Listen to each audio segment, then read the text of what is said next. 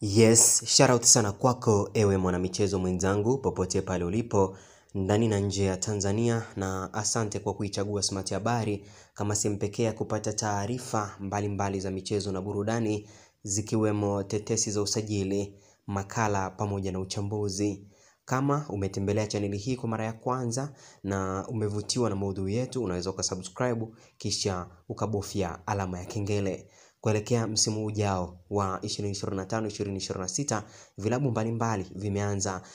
usajili wa kimkakati kuhakikisha kwamba vinakwenda kupambana kikamilifu katika michuano ya NBC Premier League, CRDB Federation Cup na ile michuano ya kimataifa kama kwa Simba Sport Club, ambapo tunaarifiwa kuwa chini ya kocha mkuu wa Simba nikimaanisha Fadlu Davis ametaja wazi kuwa anamhitaji mchezaji Rele Bohile Mofokeng, raia wa Afrika ya Kusini. Mchezaji huyu anayecheza kama winga ya kushoto katika timu ya Orlando Pirates nikimaanisha timu ya Buccaneers ya kule nchini Afrika ya Kusini. Mchezaji huyu ambaye amekuwa na mchango mkubwa tangu alipopandishwa kwenda timu ya wakubwa na aliyekuwa kocha mkuu wa timu hiyo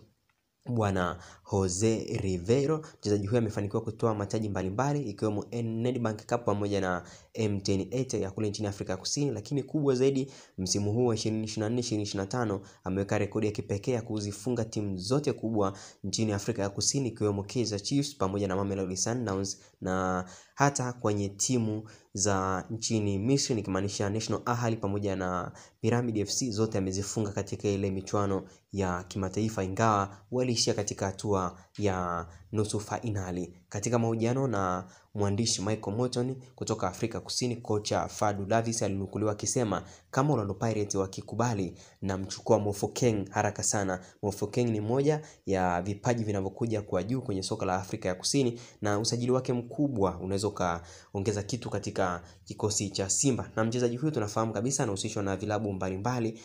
kwa Afrika ya Kusini ikiwemo Mamelodi Sundowns, lakini nje ya Afrika ya Kusini anajihusishwa kujiunga na timu ya Ahli ya nchini Misri na FC Barcelona ya nchini Hispania.